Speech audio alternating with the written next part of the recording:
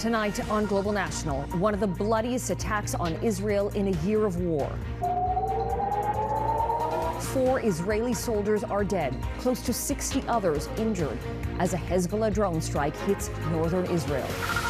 The fallout from a liberal uprising. The party tries to change the narrative with a new campaign director as the rumblings of discontent over Justin Trudeau's leadership grow. The Senate moves to end the practice of forced sterilization of women. How Indigenous survivors say it's still happening in Canada. And proof that age is just a number. I started to seriously swim when I was 68. The remarkable achievements of the unbeatable Betty. Global National. Reporting tonight, Carolyn Jarvis. Good evening and thanks for joining us. We begin with a major escalation in the Middle East where a drone attack by Hezbollah has hit northern Israel. 4 Israeli soldiers have been killed and roughly 60 people are injured, some critically. Hezbollah says it targeted a military facility and it was retaliation for Israeli strikes on Beirut on Thursday that killed 22 people.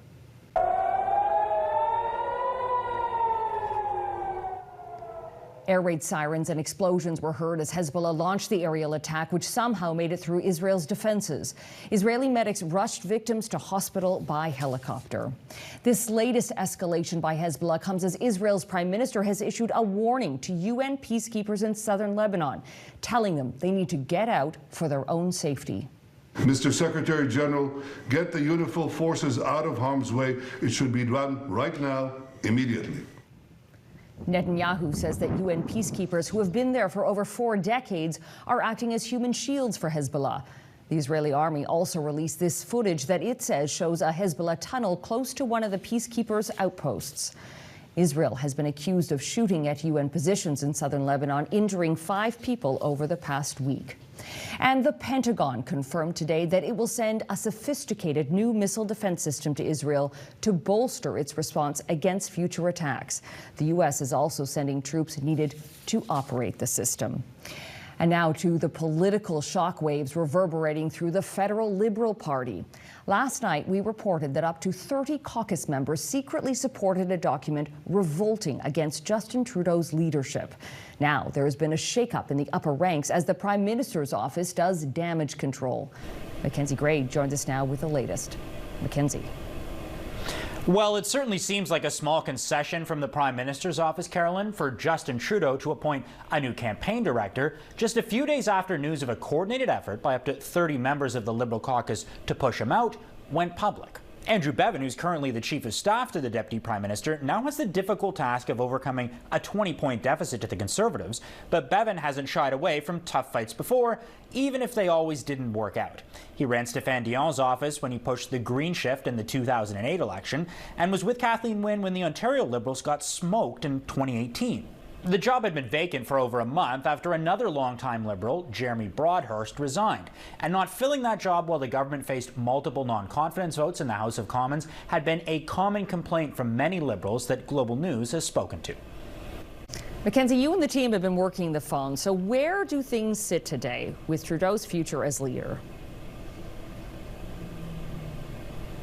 Well, it seems safe for now. Global News has learned that on Friday, Carolyn, the Prime Minister's office was already trying to hunt down Liberals who'd signed the document demanding that Trudeau resign. That effort started while the Prime Minister was flying home from his recent trip to Asia, and at the top of the list of suspects, Atlantic MPs, specifically Cody Blows, who told his colleagues in a closed-door Liberal caucus meeting last Wednesday that Trudeau didn't attend, that he just had a difficult but frank discussion about the future of his party with other maritime MPs, then walked out of the room.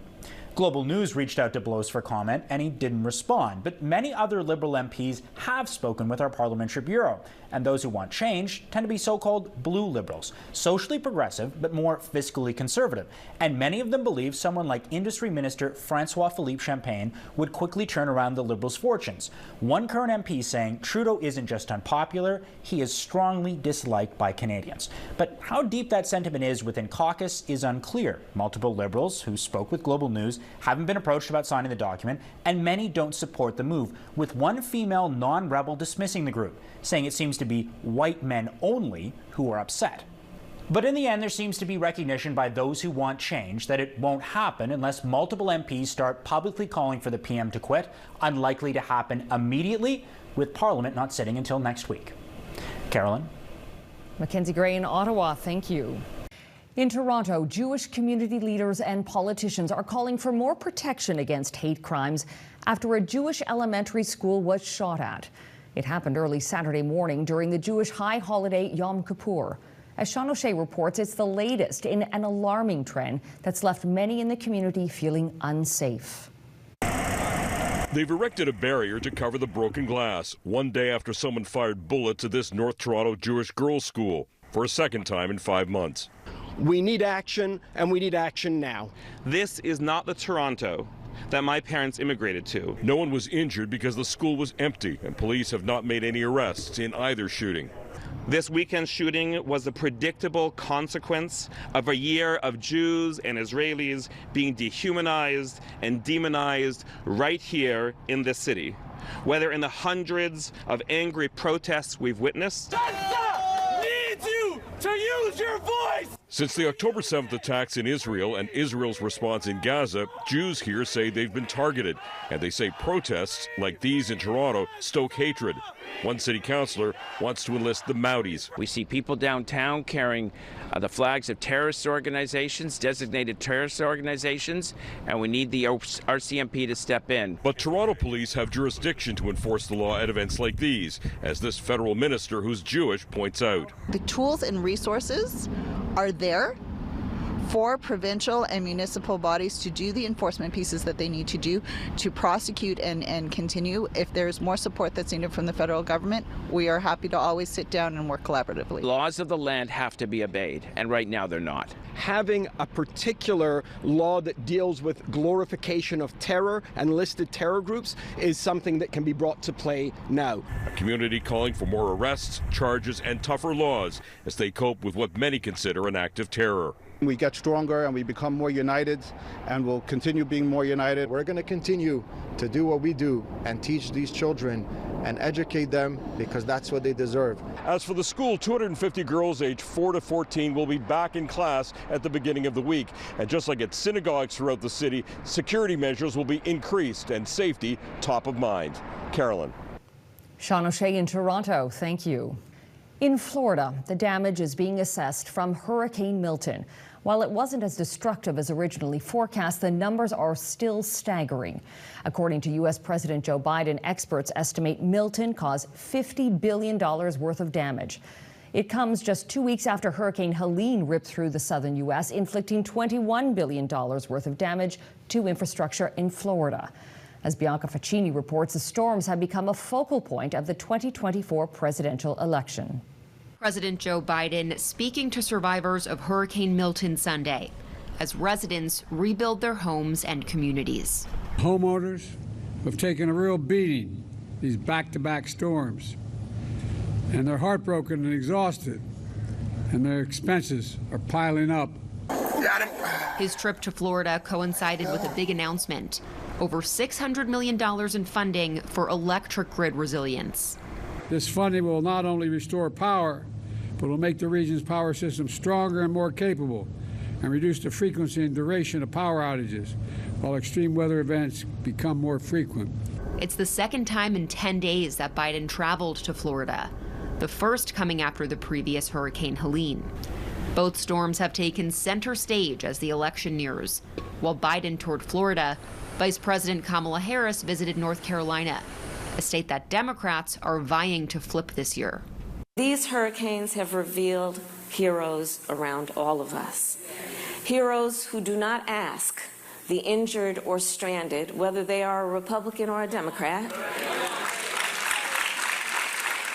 but who simply ask, "Are you okay?" Meanwhile, former President Donald Trump spent the weekend in Arizona and California. Kamala Harris and the radical Democrats have destroyed this state. California's really, it's a paradise lost, but we're going to bring it back. Don't worry about it. We're bringing it back.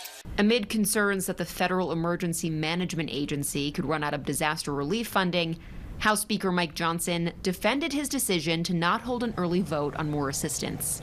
It would be premature to call everyone back now because these storms are so large in their scope and magnitude, it's going to take a little bit of time to make those calculations. Now that's in contrast to several lawmakers on both sides of the aisle that want Congress back in session to vote. But as of now, members won't be returning until after the election. Carolyn? Bianca Vaccini in Washington, thank you. Well, just over 900,000 homes and businesses in Florida remain without power 4 days after Milton made landfall. That's down from 4 million at the height of the storm. Crews from across the continent have deployed to help, including a team of 35 people from Nova Scotia Power, who are helping to bring electricity back online in Tampa. Show us the streets where we have to clear some trees, get the conductor, put it back together, put it up in the air. So we are putting the lights on. That's probably the most rewarding part of the job down here, is seeing the people when you put their lights back on. The Nova Scotia crew is working 16-hour days for the next 3 weeks before another team may have to be flown in to replace them. In Texas, aerospace giant SpaceX pulled off another historic test flight today. We can see it coming down through the plume. For the first time ever, the rocket's booster returned to the launch pad and was caught midair by a tower fitted with giant metal arms. In the past, SpaceX has had to go out and recover its booster after it lands on a separate platform at sea. It's the latest feat in the company's mission to implement more reusable technology as it aims to send more people to the moon and one day reach Mars.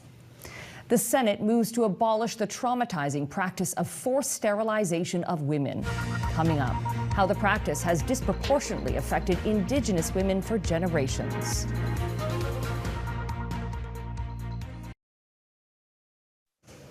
Pope Francis is facing calls to overturn the Catholic Church's ban on gender-affirming care for transgender people. The pontiff held private talks with activists at the Vatican this weekend, including a member of the transgender community and an American doctor who helps run a clinic. It comes 6 months after the Vatican firmly rejected gender-affirming care. The Pope's guests say he was receptive and empathetic. Well, for years, Indigenous women in this country have been calling attention to an issue that has traumatized them: forced or coerced sterilization. And while some may think it's a medical practice of the past, survivors say it's still happening. Now, the Senate has unanimously supported a bill that could finally end it. Melissa Ridgen explains. It's been a long journey to end the practice of doctors sterilizing Indigenous women against their will. A journey that led victims and advocates to the Senate last week, where a private member's bill passed third reading. A Senate report detailed what it calls horrific accounts of between 12 and 15,000 women, mostly Indigenous, being sterilized in the past 50 years. In some cases, going in for C-sections and finding out later doctors severed their fallopian tubes or removed reproductive organs without consent. Something Nicole Rabbit and her late mother Mary both endured. Someone has to be accountable for the act of genocide that we Indigenous people have faced and continue to face in regards to forced and coerced sterilization. Our human rights continue to be violated to this day. A violation that could soon be a crime. This is ultimate violence. When you remove someone's opportunity to give life, I don't know how you can be more violent. This bill is going to prevent this from ever happening again. This is one step further toward ensuring that safety and that body autonomy for Indigenous young people is there. It's a criminal act. In other countries, it's seen as a crime against humanity to forcefully or coercively sterilize any human being to the point where they can't reproduce. And so in Canada in 2024, it's important that the law recognizes the actual harm this causes an individual. Senator Yvonne Boyer championed the bill, which now goes to the House of Commons, where supporters hope for swift passage ahead of the next election. These women are committed to making sure not one more sister, mother, auntie, or daughter is subjected to forced or coerced sterilization. Meanwhile, class action lawsuits continue in several provinces and territories where victims are seeking compensation for these violations. Melissa Ridgen, Global News, Winnipeg. Ahead, an exclusive sit-down with the CEO of Porter Airlines, who's hoping an elevated experience will woo flyers. Well, Well, Canada's airline industry may be dominated by two national carriers, Air Canada and WestJet, but Porter Airlines is increasingly trying to move in on that market. The company's CEO sat down with Global News in an exclusive interview this week. As Anne Gaviola reports, Porter is banking on an elevated experience for its runway to success. Porter Airlines is spreading its wings. There'll be a lot of new market destinations, launch of Toronto, Ottawa, Montreal, and Halifax. Air Canada and WestJet have a hold on about 75% of Canada's domestic market. You have to get big enough, fast enough to compete with the major players in the marketplace. Porter's trying to carve out a bigger share by doing things differently, offering what it calls an elevated economy experience. Free fast streaming Wi-Fi as if you're in your own living room. We have free beer and wine served in real glassware. And the hospitality is done with genuine service. Not to mention no middle seats. Travel expert Leslie Cater says that's key for clients with mobility issues. Having the seats 2-2, that's a real bonus. It's a tough time to convince cash-strapped consumers to shell out more. The marketplace will decide whether having more flight options or having better fares is what sways them to go with one airline versus another. But Porter is no stranger to uphill battles and curveballs. Porter is the only major Canadian airline to shut down completely during the pandemic, and that closure lasted a year and a half. It was a turbulent time, but in hindsight, analysts say it allowed the carrier to preserve capital. Porter had access to a federal loan of up to $270 million and emerged from the pandemic with plans to come back bigger and better. Air Canada lost $8 billion over the pandemic. It allowed us to preserve our balance sheet and focus on the future. Toronto City Council just extended the lease on Porter-owned Billy Bishop Airport, allowing it to remain there for another 2 decades. And Porter plans to open a second airport near downtown Montreal. It's going to have an atmosphere and convenience and quality that's very much like Billy Bishop. It will be, as I like to say, Billy Bishop on steroids. Analysts say Porter's ability to soar to new heights will depend on how it handles the expansion. And many say its existence forces rivals to step up their game. This is good for Canadians. We want more airline competition. Anne Gaviola, Global News, Toronto. The generosity of Canadians is on full display on this Thanksgiving Eve. At Toronto's Downsview Park, an annual turkey drive is helping provide Thanksgiving dinners to 300 families. Organizers say many people face the harsh reality of not being able to put a holiday meal on the table. Last year, Toronto food banks saw a 50% increase in demand, surpassing 2.5 million visits. I will tell you this, the food banks are really strained now. When it used to be 60,000 people, it's 300,000 people using the food bank. So this is our little part of giving back to the community. So proud to see you. And there was more goodwill in Calgary today, hosted by a local community advocate and his family. They held their 3rd annual Thanksgiving Turkey Drive, helping out 100 families. Next, the BC swimmer who's climbing to the top of the podium yet again.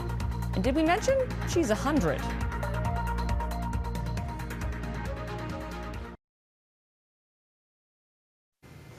The Calgary Flames held their first home game of the season at the Saddle Dome last night, where they honored the late Johnny Gaudreau with an emotional pre-game tribute. Johnny Gaudreau sends the Flames to round 2. Gaudreau played 9 seasons with the Flames. He and his brother Matthew were killed by an alleged drunk driver in August. NHL veteran Nazem Kadri, who joined the Flames after Gaudreau had left the team, says the tragedy has been tough to navigate. We just tried to show our condolences to the Gaudreau family. We understand no words are going to make it better, and it's definitely a delicate and sensitive subject. So, we just try to pay tribute and honor the family as best as we can.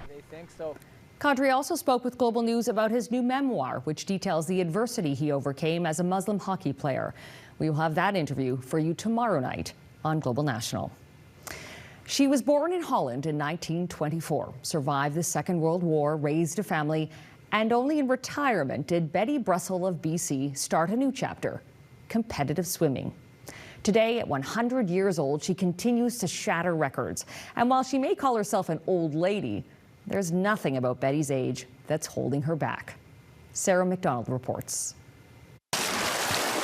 If you've ever felt it's too late in life to hone a new talent, you haven't met Betty Brussel. I started to seriously swim when I was 68. That was more than 3 decades ago, and the unbeatable Betty is now 100 years old and still blowing the competition right out of the water 32 years later. I am competitive, but if I don't win and I have a good time, I'm happy.